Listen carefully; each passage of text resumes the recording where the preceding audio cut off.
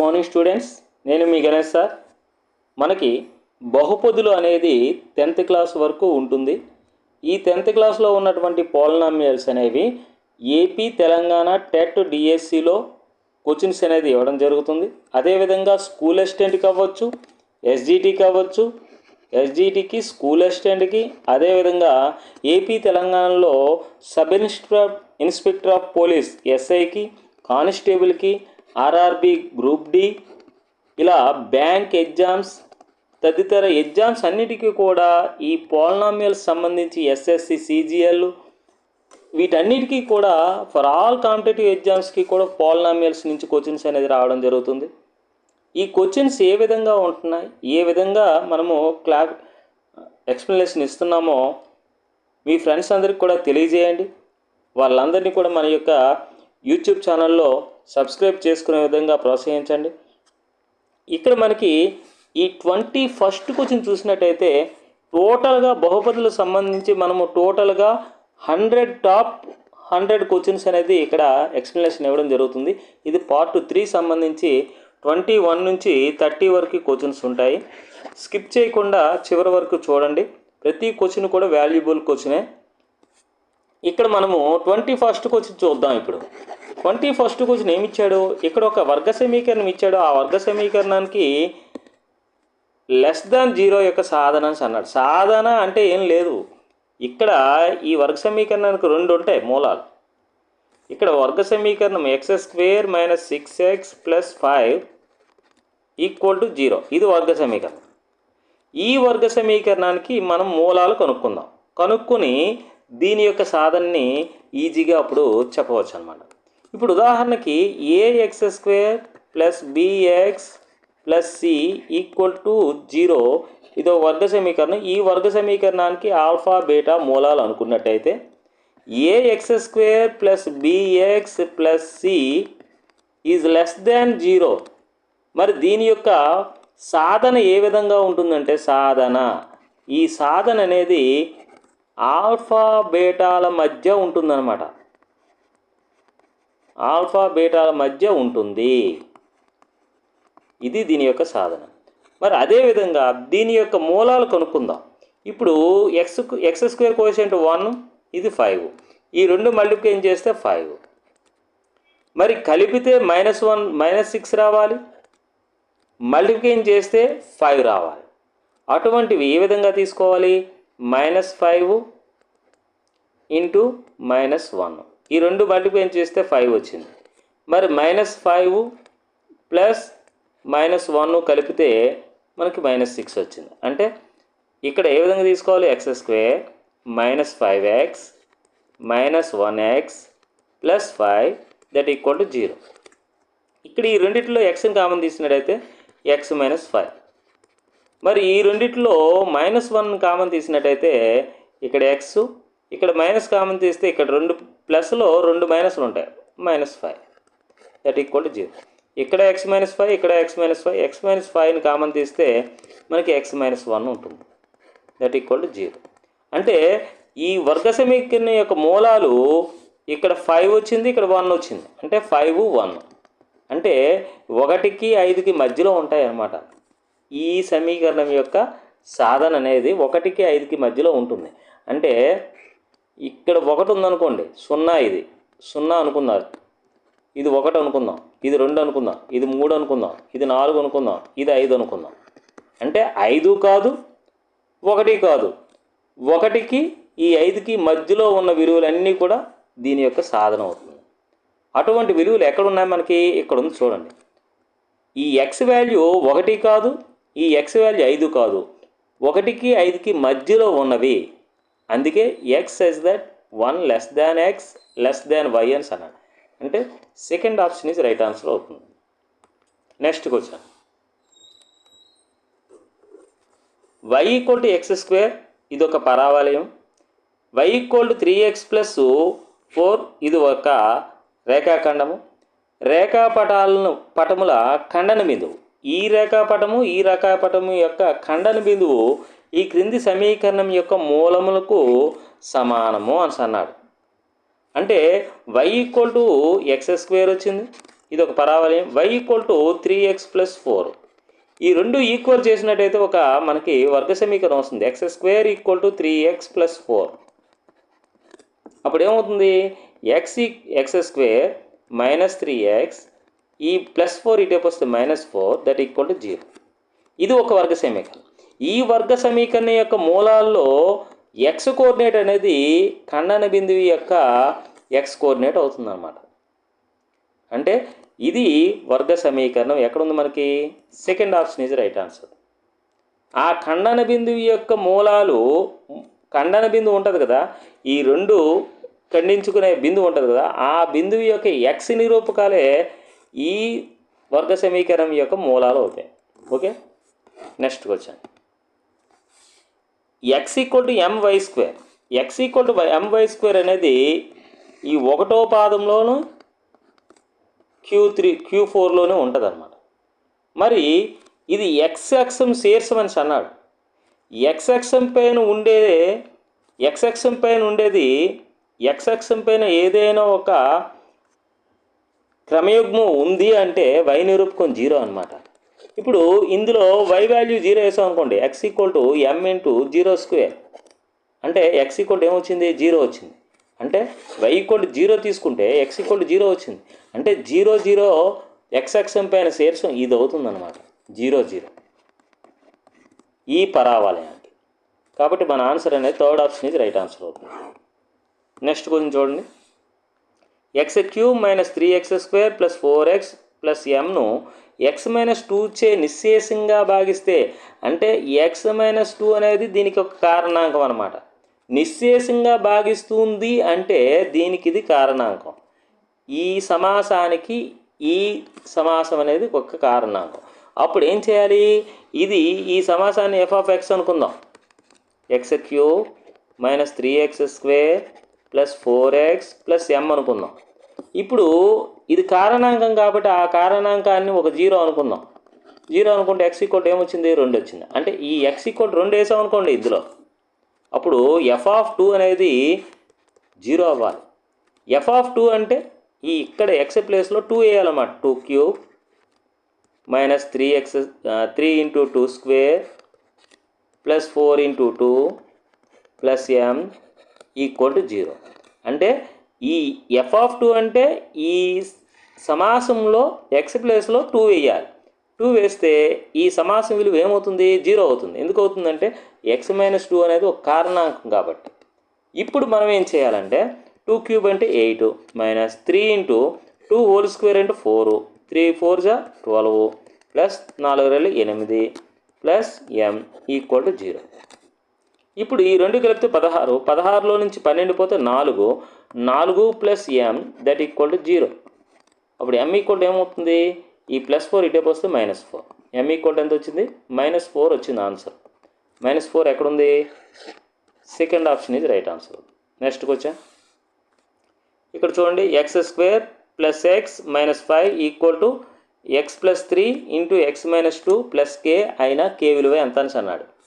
ఇక్కడ ఏం లేదు, చాలా ఈజీగా x² plus x minus 5 equal to ఈ రెండు మల్టిప్లై చేస్తే x², ఈ రెండు మల్టిప్లై చేస్తే -2x, ఇప్పుడు ఈ రెండు మల్టిప్లై చేస్తే ప్లస్ 3x, ఈ రెండు మల్టిప్లై చేస్తే -6, ఇది అదనంగా ప్లస్ k. ఇప్పుడు ఈ x² క్యాన్సిల్ అయింది. ఇది చూడండి, ఇది -2x, ఇది ప్లస్ 3x, ఈ రెండు కలిపితే ప్లస్ x. అంటే ఈ రెండు క్యాన్సిల్ చేస్తే ఇది క్యాన్సిల్ చేయాలి. ఇప్పుడు ఏం మిగిలింది? -5 -6 ప్లస్ k. ఇప్పుడు కేని ఇక్కడ విడిచిపెట్టేసి ఈ -6ని ఇటేపు తెచ్చామనుకోండి, -5 ప్లస్ 6 అన్నమాట. అప్పుడు k ఈక్వల్ ఏమొచ్చింది? 6లోంచి 5 పోతే 1, k ఈక్వల్ 1 అనేది ఆన్సర్ అవుతుంది. ఎక్కడుంది మనకి? సెకండ్ ఆప్షన్ ఇది రైట్ ఆన్సర్ అవుతుంది. Next question. x minus 2 whole square into x plus 3 that equal x³ minus x² minus kx plus 12 అయిన k విలువ ఎంత అని అన్నాడు. x మైనస్ 2 హోల్ స్క్వేర్ అంటే x² మైనస్ 4x ప్లస్ 4. దీనిని దేంతో గుణించాలి? దీంతో గుణించాలి, x ప్లస్ 3తో గుణిస్తే దేనికి equal? x³ minus x square minus k x plus 12. ఇప్పుడు ఈ ఎక్స్ స్క్వేర్తో ఈ ఎక్స్తో గుణిద్దాం. ఈ ఎక్స్తో ఫస్ట్ ఎక్స్ స్క్వేర్ని గుణిస్తే ఎక్స్ క్యూబ్, ఈ ఎక్స్తో మైనస్ 4xని గుణిస్తే మైనస్ 4x స్క్వేర్, ఈ ఎక్స్తో 4ని గుణిస్తే ప్లస్ 4x అయిపోయింది. ఇప్పుడు 3తో గుణిద్దాం. 3 into X square plus 3x square, 3 into minus 4 minus 12x, 3 4 జా ప్లస్ 12. దట్ ఈక్వల్ ఎంత ఉంది? X cube minus x square minus k x plus 12. ఈ 12కి ఈ 12కి క్యాన్సిల్, ఈ ఎక్స్ క్యూబ్కి క్యాన్సిల్. ఇక్కడ చూడండి minus 4x square plus 3x square కలిపితే ఎంత వస్తుంది? మైనస్ ఎక్స్ స్క్వేర్ వస్తుంది. ఆ మైనస్ ఎక్స్ స్క్వేర్కి ఈ మైనస్ ఎక్స్ స్క్వేర్కి క్యాన్సిల్. ఇప్పుడు ఏం మిగిలింది? ఇక్కడ చూడండి 4x ఇది మైనస్ 12x కలిపితే minus 8x that equal to minus k x. ఈ ఎక్స్కి క్యాన్సిల్, ఈ మైనస్కి క్యాన్సిల్, కే ఈక్వల్ ఎంత వచ్చింది? 8 వచ్చింది. కే ఈక్వల్ టు 8 ఎక్కడ ఉంది? First option is right answer అవుతుంది. Next question, 3x square minus 7x plus 2 equal to 0 వర్గ సమీకరణం మూలాలు అని అన్నాడు. అసలు మూలాలు స్వభావం తెలియాలంటే ముందు be square minus 4ac value తెలియాలి. ఇది విచెక్షన్ అనమాట. అంటే బీ స్క్వేర్ అంటే minus 7 whole square minus 4 into A value 3 అంటే ఎక్స్ స్క్వేర్ కోఎఫిషియంట్ ఏ అనమాట, 3 ఉంది అక్కడ, ప్లస్ ఇంటూ సి వాల్యూ 2 అనమాట. 7 మైనస్ 7 ఇంటూ మైనస్ 7 అంటే minus into minus plus 7 7 49 minus 4 3 12 12 24 తీసివేస్తే ఎంత వచ్చింది? 25 వచ్చింది. అంటే 0 కన్నా పెద్దదే వచ్చింది. 0 కన్నా పెద్దది వస్తే మూలాలు అసమానాలు అకరణీయాలు. ఆన్సర్ ఇది అవుతుంది. ఒకవేళ in case b square minus 4ac 0 వచ్చింది అనుకోండి, మూలాలు సమానాలు వాస్తవాలు అని పెట్టాలి. అలా కాకుండా B square minus 4ac equal to 0 వచ్చింది అనుకోండి, వాస్తవాలు అసమానాలు అని చెప్పాలి.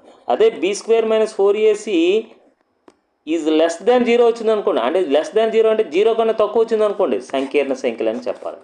ఇదైతే సంకీర్ణ సంఖ్యలు, ఇదైతే సమానాలు,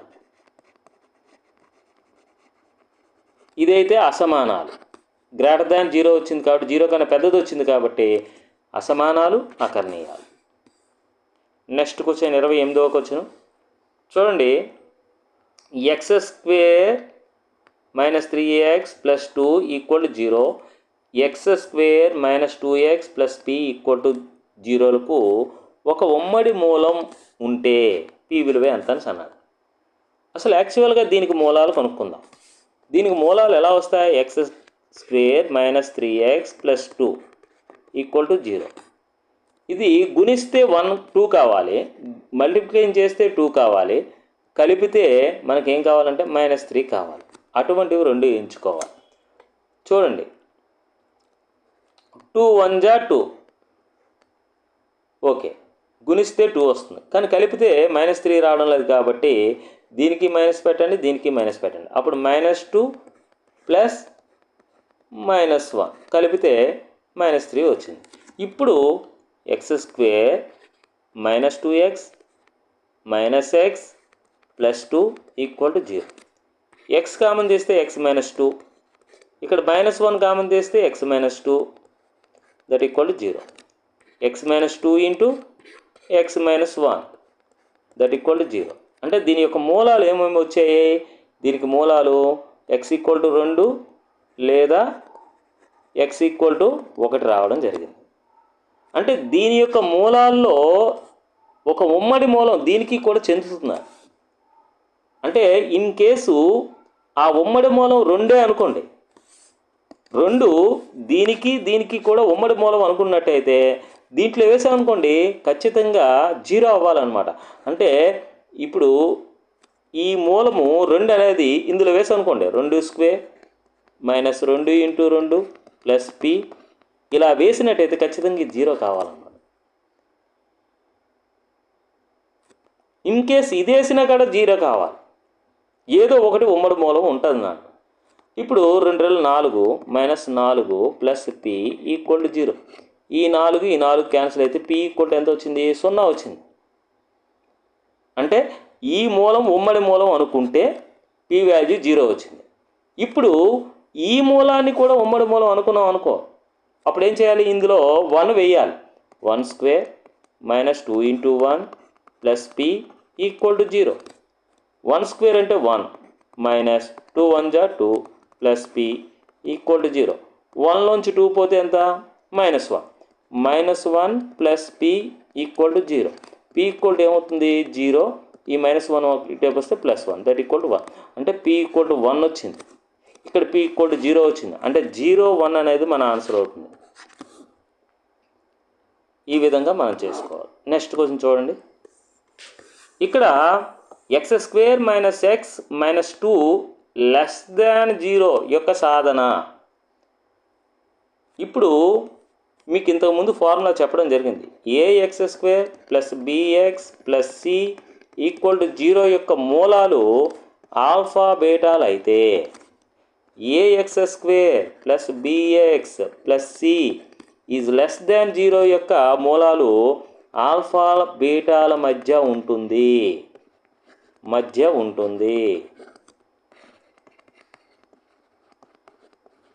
దీని యొక్క సాధన ఆల్ఫా బీటా దీని యొక్క మూలాల మధ్యలో ఉంటుందన్నమాట. ఏటేటి మధ్య ఉంటుంది అని తెలియాలంటే దీనికి ఈ వర్గ సమీకరణానికి మూలాలు కనుక్కోవాలి. ఫస్ట్ x² - x - 2 = 0 యొక్క మూలాలు కనుక్కోవాలి. మల్టిప్లికేషన్ చేస్తే -2 రావాలి, కలిపితే -1 రావాలి. అటువంటివి ఏంటి? x² - 2x + x ఈ రెండు కలిపి చూడండి -x వచ్చింది. అదేవిధంగా -2 అంటే అటువంటివి -2 1 అన్నమాట. ఈ రెండు కలిపితే -1 వస్తుంది. ఈ రెండు మల్టిప్లికేషన్ చేసాం అనుకోండి, -2 × 1 మల్టిప్లికేషన్ చేసాం అనుకోండి -2 వస్తుంది ఈక్వల్ టు 0. ఇక్కడ x కామన్ తీస్తే x - 2, ఇక్కడ 1 కామన్ తీస్తే x - 2 ఈక్వల్ టు 0. ఇప్పుడు మనకి x - 2 ఇక్కడ కామన్ తీసాం అనుకోండి, ఇందులోని అప్పుడు ఇక్కడ x మిగిలింది, ఇక్కడ +1 మిగిలింది, x + 1 దట్ ఈక్వల్ టు 0. ఇక్కడ రూట్స్ ఏమవుతాయి? మూలాలు x - 2 = 0 లేదా x + 1 = 0. అప్పుడు ఏమవుతుంది? x = 2 అవుతుంది లేదా x = -1 అవుతుంది. అంటే 2కి -1కి మధ్యలో ఉంటుందన్నమాట దీని యొక్క సాధన. 2 -1 -1 2 మధ్య ఉండును. ఇదే ఆన్సర్ అవుతుంది. మధ్య ఉండదు అని అన్నాడు ఇక్కడ. -1 2 జాగ్రత్తగా చూసుకొని మనం ఆప్షన్ టిక్ పెట్టుకోవాలి. నెక్స్ట్ క్వశ్చన్ చూడండి. x⁴n - y⁴nకు x - y కారణాంకమైన n అనేది ప్రధాన సంఖ్య అవుతుందా, బేస్ సంఖ్య అవుతుందా, సరి సంఖ్య అవుతుందా, ఏదైనా సాధ సంఖ్య అవుతుందా? ఇప్పుడు మనం ఏదైనా సాధ సంఖ్యను తీసుకుందాం. ఇప్పుడు n ప్లేస్లో 1 తీసుకున్నాం అనుకోండి. n ప్లేస్లో 1 తీసుకుంటే x⁴1 - y⁴1 కారణాంకం అయ్యింది అంటే దీనిని ఇది భాగిస్తుంది. x - y భాగిస్తుంది, 1 వచ్చింది, కంప్లీట్గా భాగించింది 1 వేస్తే. అంటే n ప్లేస్లో 1 తీసుకున్నప్పుడు మరి n ప్లేస్లో 2 తీసుకుంది. x² - y² కారణాంకం అయ్యిందంటే ఖచ్చితంగా భాగించాలి x - y కంప్లీట్గా. అప్పుడు ఏమవుతుంది? దీనికి ఫార్ములా ఏంటి? x + y × x - y x - y భాగించింది కంప్లీట్గా. కారణాంకం కాబట్టి భాగించింది. అంటే n వాల్యూ 1 వేసినా భాగించింది కంప్లీట్గా, n వాల్యూ 2 వేసినా భాగించింది. ఈసారి n వాల్యూ 3 వేద్దాం. x⁴3 - y⁴3 x - y ఒక కారణాంకం కాబట్టి x - yతో భాగిద్దాం. భాగించినట్టయితే దీనికి ఫార్ములా ఏంటి? x - y × x² + xy + y². ఇది formula. X cube minus Y cube by X minus Y. ఈ ఎక్స్ మైనస్ వైకి ఎక్స్ మైనస్ వైకి పోతే ఇక్కడ మిగిలింది X square plus X Y plus Y square. అంటే ఈ X power N minus Y power ఎన్లో ఎన్ ఏ విలువ వేసినప్పటికీ, ఏ సహజ సంఖ్య వేసినప్పటికీ ఎక్స్ మైనస్ వై కంప్లీట్గా భాగిస్తుంది. అందుకే దీనికి ఇది ఒక కారణాంకం. ఎప్పుడు ఎన్ విలువ ఏదైనా సహజ సంఖ్యకు అని అర్థం. ఈ విధంగా మనకి ఈ 30 క్వశ్చన్స్ కూడా మీకు యూజ్ఫుల్గా ఉంటాయి, కంప్లీట్ చేయడం జరిగింది. అదేవిధంగా టాప్ 100 క్వశ్చన్స్ అనేది మనకి ఇక్కడ బహుపదులకు సంబంధించి చెప్పడం జరుగుతుంది. ఇది అప్ టు ఇంటర్మీడియట్ లెవెల్ వరకు కూడా చెప్పడం జరుగుతుంది ఈ యూట్యూబ్ ఛానల్లో. Okay, thank you. Me friends అందరికీ షేర్ చేయండి, మర్చిపోవద్దు. ఓకే.